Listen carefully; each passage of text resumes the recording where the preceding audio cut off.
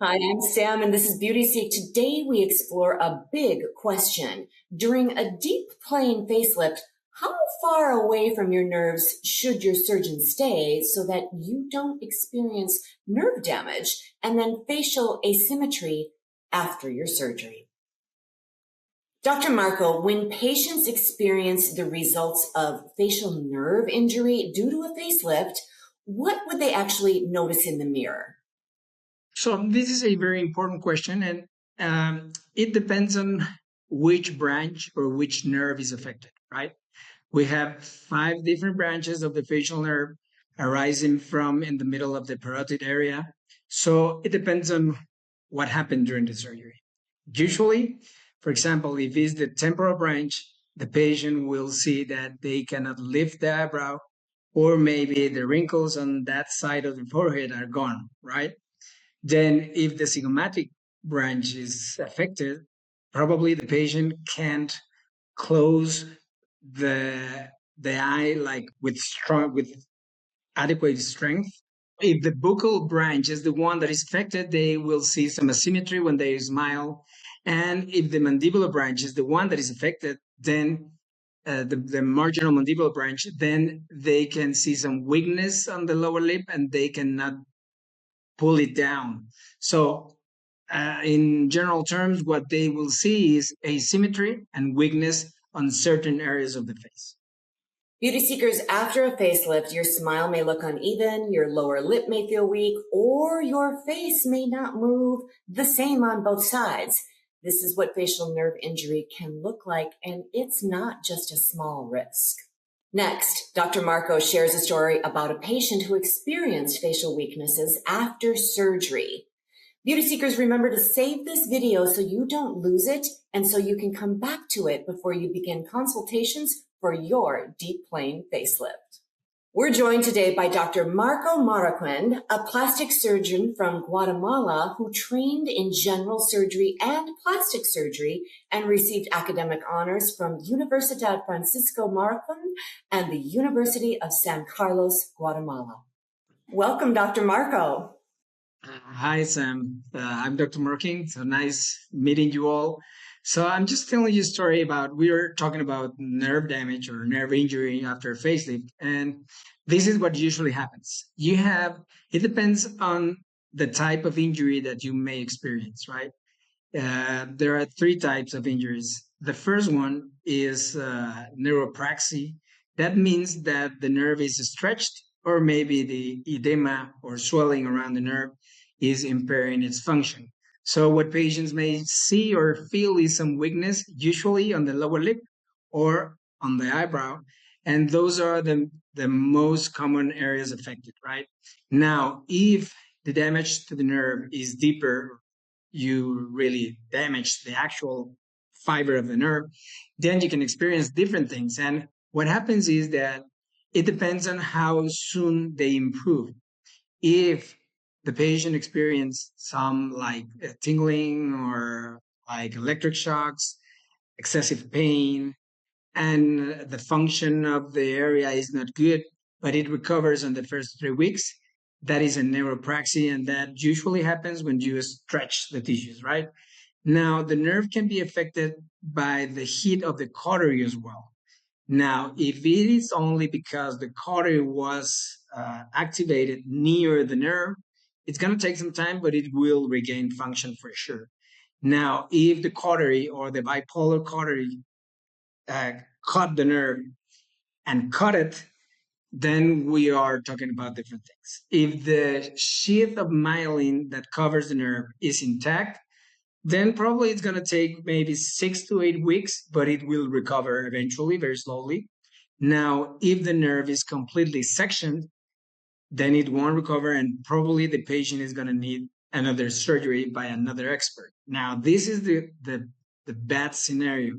Even though we are related to the area and we do this like very often, we know how to deal with partial or temporary nerve injuries, right?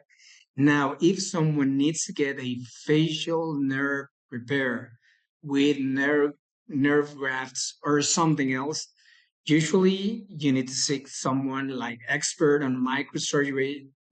At least in Mexico, the doctors that we do like deep plane facelifts for a living, we are not specialized in microsurgery or nerve grafting. So there is going to be another surgery in case a nerve is completely sectioned.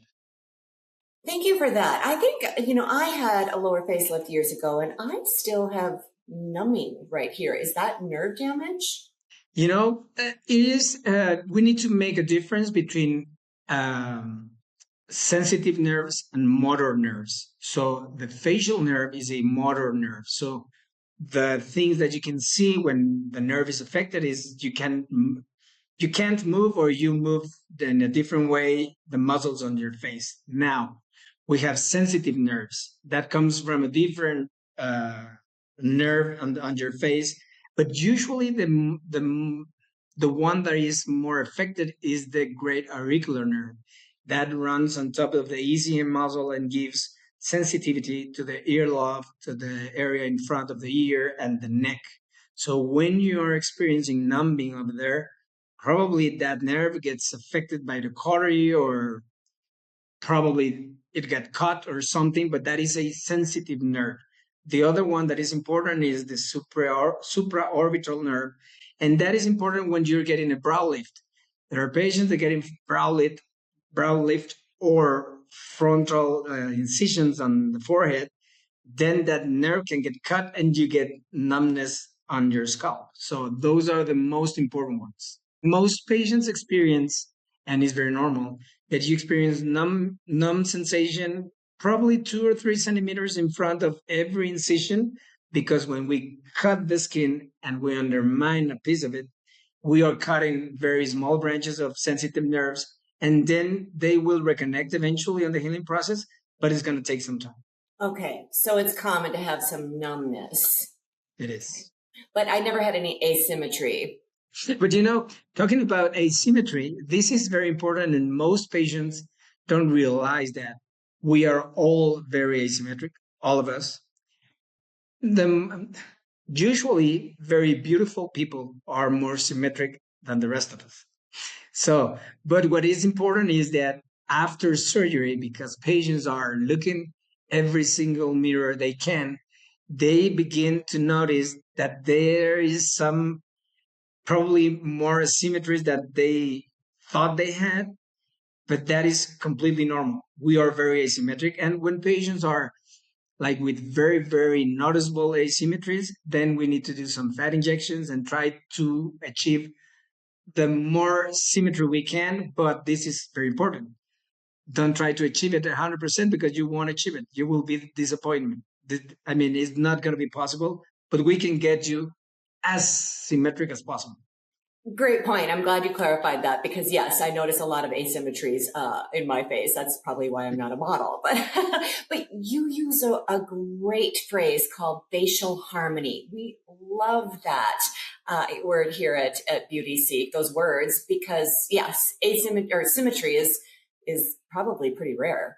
Yeah, but and a recent patient of mine said me something that get into my head. And the reason is she was telling me sometimes some wrinkles, some asymmetry, some mild asymmetry is what gives you your character and the way you look and the way you communicate. And that is a specific thing of you. So changing everything to achieve a perfect face sometimes is not the best idea. I agree. I agree completely. Beauty seekers, if you know someone thinking about a facelift, please share this interview with them now, because they may not realize that nerve damage is a real risk as a result of a facelift. Dr. Marco, can you evaluate a patient's risk of nerve damage prior to a deep plane facelift? For example, if you ask me, doctor, if there is a patient with high risk of getting nerve damage, I think the one at high risk is the one that gets the surgery done by someone that is not related to that specific area. For example, if you go for a facelift with a doctor that only does body, probably you get a nerve injury. But things related to the patient, for example, previous surgeries, especially if they are deep plane, because they already undermine everything. And now you're dealing with scar tissue on the plane that you need to dissect everything from the nerves. So that is a high risk.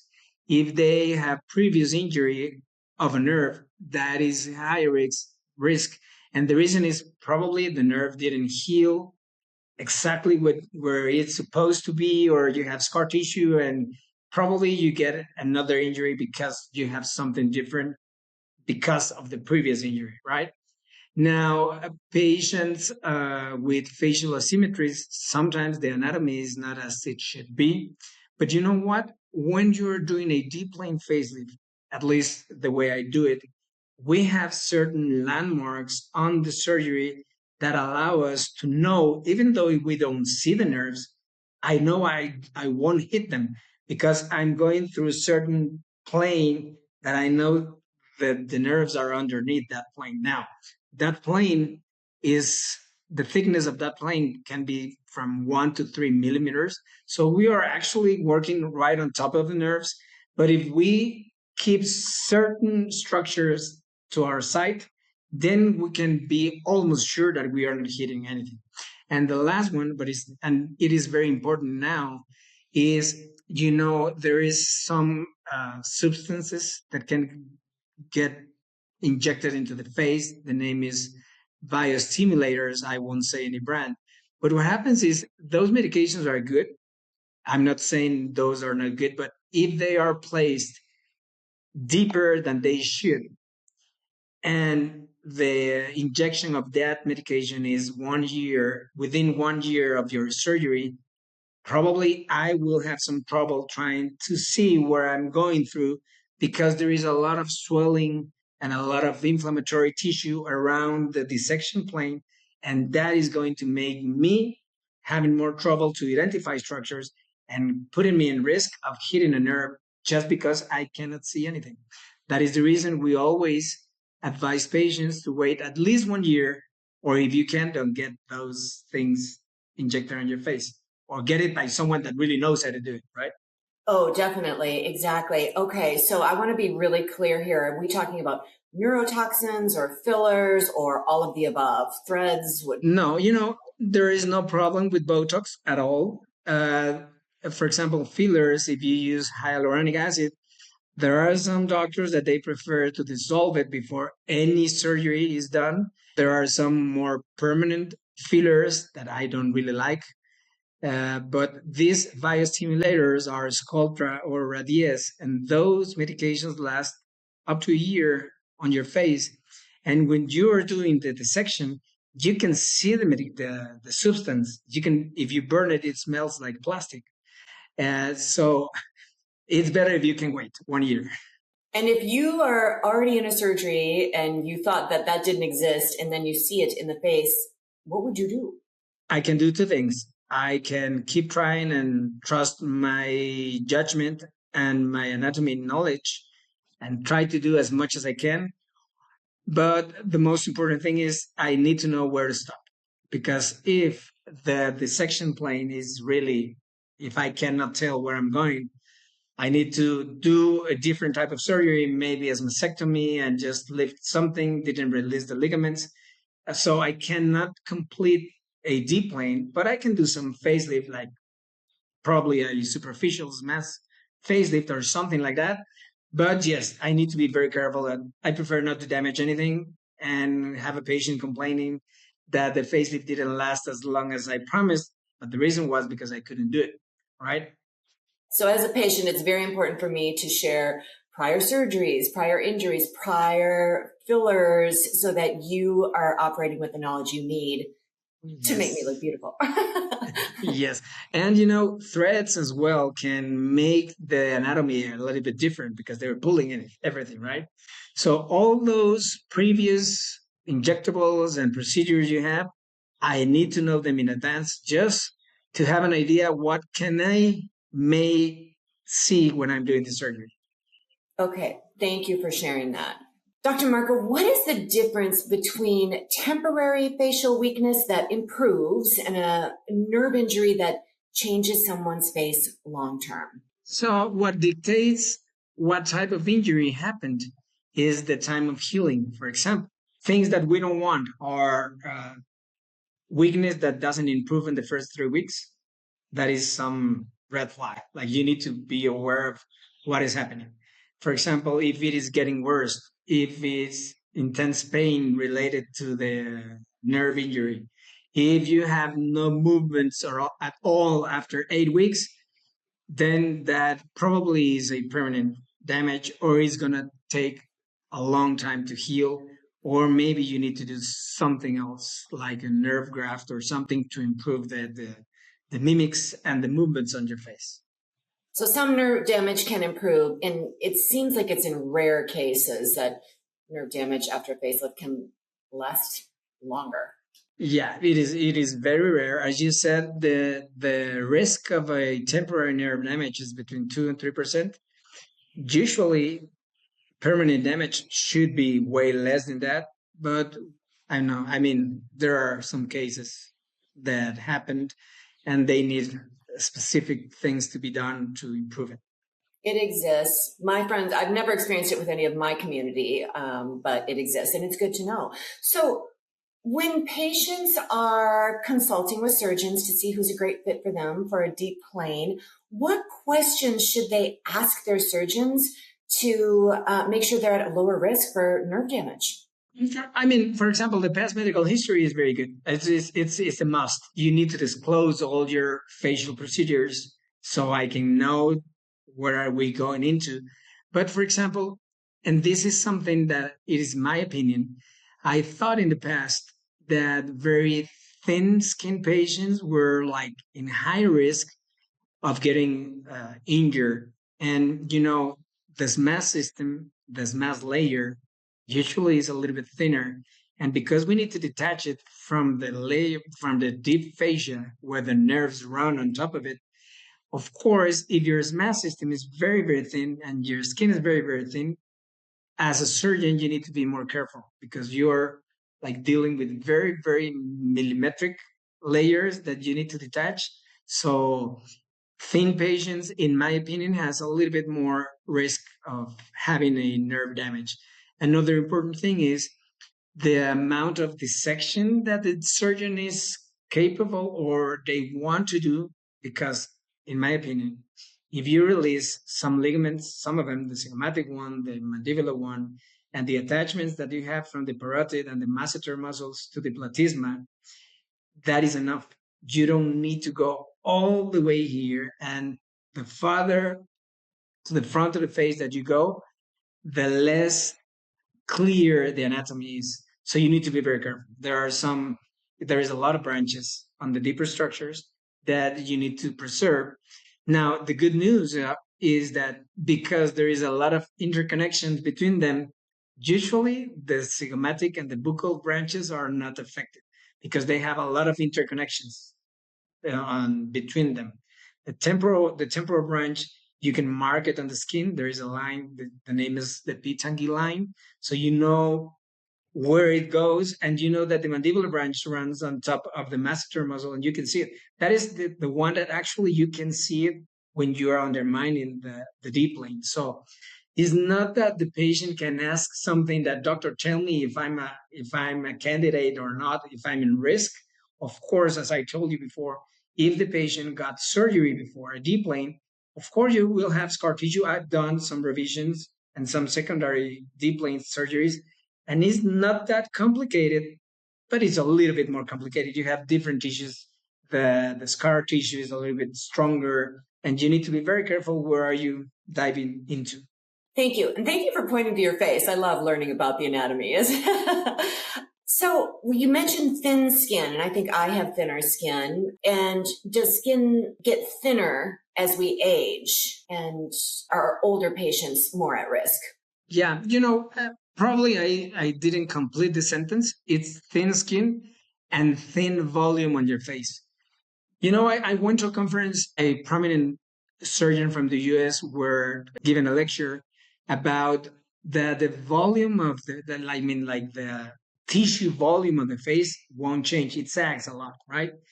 But what he said was that usually what happens is that the structure, the bone gets reabsorption, and there is some sagging. And apparently, the thickness of the tissue of the face didn't change that much. But what I'm trying to say is that patients that have very, very thin facial structures, that is different because everything is very close to each other, right? Every single layer of the face is very close to each other, so we need to be more careful. That is my experience. Okay. And are you seeing anything from all the people who are losing weight because of these fabulous drugs that are available? Does their skin and all of their structure get thinner, or is that irrelevant? There is a term now, there is the Ozempic phase. So what happens is that those patients are losing a lot of muscle and a lot of tissue from losing weight. And I have, here in Mexico, even though I only treat patients from the US and Canada, I haven't got that much patients with a lot of uh, weight loss because of the Ozempic. Usually, I treat like aging features on the face because of aging instead of losing weight. So back to the big question. During a deep plane facelift, how close to or far away from a patient's facial nerves should a surgeon be working so that, as you say, facial harmony is maintained? Between 1 to 3 millimeters is the range of depth of tissue that we are working with before we hit any branch nerve, every nerve branch. Wow. Okay. Not a lot of room. No, no, you don't have that much room for a mistake at all. No, exactly. There are patients that they get scared about this and they're like, I don't want a deep plane. Even if you're getting a superficial mass facelift, you can get the temporal branch nerve injured. If you place like the sutures like too deep on the mass system, you can affect some nerve and get some weakness for a while. So that doesn't mean getting a deep plane doesn't mean that you will get a nerve injury.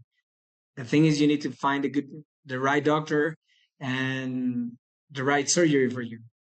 How would you know? What questions can a beauty seeker ask a doctor to just feel a little more confident that they understand that 3 millimeter? This is about anatomy, this is about training, and this is about your surgical skills, right? So I think that most patients, when they talk to the doctor and the doctor can explain them in understandable words what they're doing inside the surgery, they somehow they can sense if the doctor knows what he's talking about or if he is really used to it.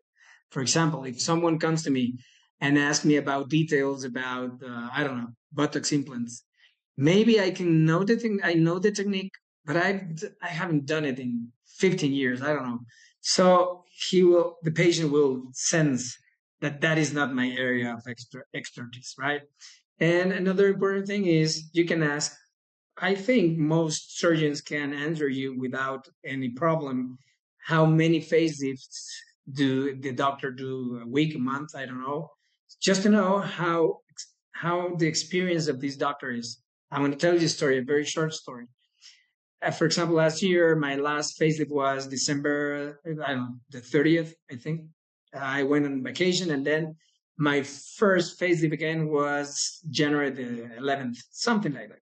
So I spent some days without doing anything. And it was, believe me, it was kind of different when I did it again, compared with the last one I did when I have been doing like 3 a week for a long time. So the only point I'm trying to make here is that if I do 2 or 3 or 5 D planes a year, every single surgery is going to be very challenging for me because it's not something that I do on a weekly basis or on a daily basis.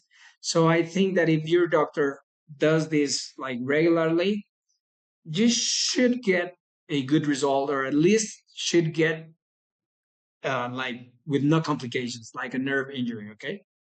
So repetition, meaning multiple a week. Yeah. I don't know other surgeons, but at least for me, I'm not getting younger, and my back and everything is gonna. It's a 6 7 hour surgery, so I only do 3 a week. Sometimes I am trying to say no, and I do the fourth one, but usually I try not to because it's very tired. Well, yeah, I really appreciate that. And I can hear that consistently from the surgeons, that we interview is really ask, how often you're performing the surgery. But I love that, there's a line in which, well, maybe 4 surgeries might be too much just physically. So really getting that answer would be lovely to have. It's not like physical. Yeah, well, if you get 5 a week, at least me, that week on Friday night, I'm destroyed and I just want to go to bed, right? But the thing is, the problem is, I think it's mine. It's my posture is not good. So my neck and my upper back at the end of the surgery is like killing me. So we need to get some, like, I don't know, some people they do yoga. I do some I don't know how to say that in English, but like very strong massages just to decontracture all my back, because if I don't do that the next week, I'm not going to be able to do it. So it is not that you're getting tired. It's just the posture of the surgery, like 6, 7 hours doing this. It's getting into your back. Exactly. Oh gosh, I love that question. Do you get body work? Like that massages or surgery? No, do you get deep body work so you can get all the knots out, right? Yes, every single Saturday, because otherwise I cannot be doing this. Beauty seekers, remember, if your aesthetic surgery involves working near the nerves that control your expression, it's important for you to understand how your surgeon protects those structures.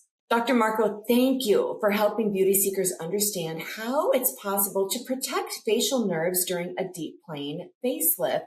Your dedication to educating beauty seekers like me is so admired. You're welcome.